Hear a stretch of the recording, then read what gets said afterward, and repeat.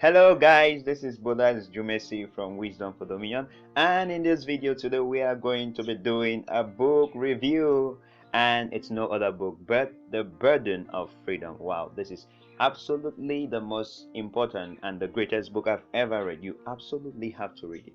Why? Did you know that statistics, even just according to the US Inmates Bureau of Justice, at least 2/3 of prisoners who have been convicted when released return back to jail within 3 years, and a whopping over 77% of them return to jail after 5 years. So it's like these people, when they are given back their freedom, it's kind of impossible for them to manage it, and so they end up over 77% of them returning back to jail. But wait, let's not go that far to prisoners. Look at the case of the children of Israel. If you study their exodus from Egypt, when they were faced with challenges, many of them complained to Moses that it's better for them to go back and be slaves in Egypt. At least there they'll eat garlic and onions, and still that is far. If we come back to ourselves, many people today still prefer to have a job than to start a business. We are more scared at the idea of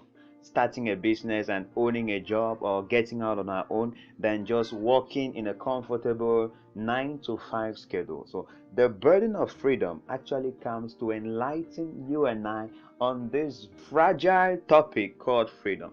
You know, in the past, even like I usually think freedom, we think of freedom as the liberty to do whatever you want to do, however you want to do it, without any restrictions. You know, the kind of teenage freedom we desire. Don't tell me what to do, don't tell me where to go. I want to live my life the way I want to live. But really, once you get into the burden of freedom, you will see that that is very far from freedom, because Dr. Myles Munroe makes you understand that freedom without law is complete anarchy.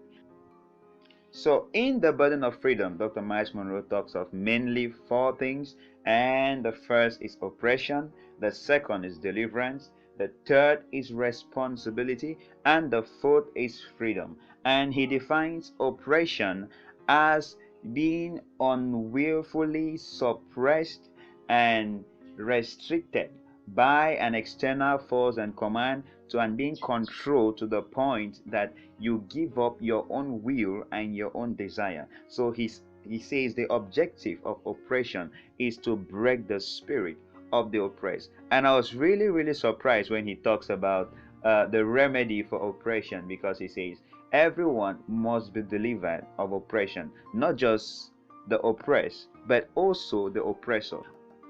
For a total eradication of oppression, both the oppressor and the oppressed must be delivered, because the oppressed needs to be cleared of the thought that he's inferior, he has a low self-esteem. He needs to be cleansed of that low self-value and low self-worth, which is the typical case of most third world people today. And also the oppressor must be delivered, because he must get to start seeing the formerly oppressed as a normal and equal person and human like him. And so that is really a big thing that the world really ignores today.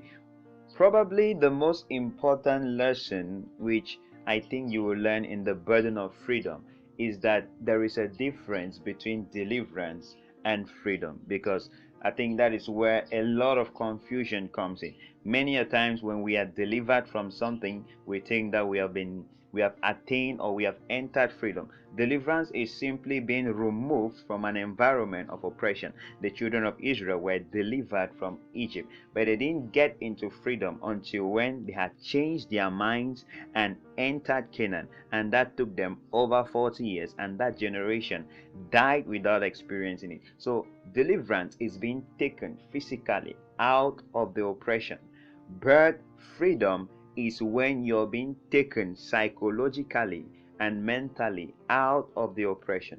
And so that may explain why most African countries like mine, even today, after over 50 years of deliverance from colonialism, we are still suffering from, like third world people, from poverty, from lack of industrialism, from all sorts of things.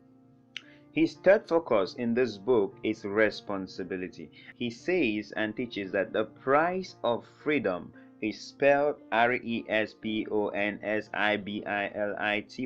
and that is responsibility. So you can never enter freedom without being responsible. So most prisoners, when they leave prison, they have a difficulty becoming responsible because they have been enjoying free food, free cable, free housing, free everything, free clothing, and free care in the prison. But when they get out now, they need to start taking responsibility to pay their own bills, to provide for their own selves, and you know that becomes really tough. And also with the challenge of getting a job, they end up reverting back to their old ways, which lands them back in oppression in prison.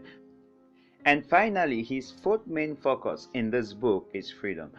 He makes us understand that freedom is the reason for which Christ has set us free. And so God created man for freedom.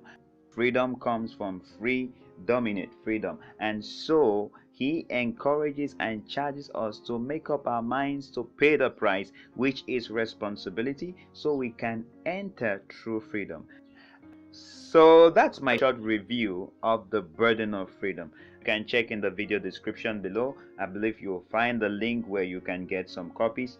And in my opinion, this is the greatest book and most important book Dr. Myles Munroe ever wrote. And given that he's one of the greatest authors who ever lived, I mean, with over 60 books and 90% being bestsellers, then you must also admit then that it is one of the greatest books that has ever been written, if not the greatest in my opinion. So thank you so much for watching, and see you in my next video.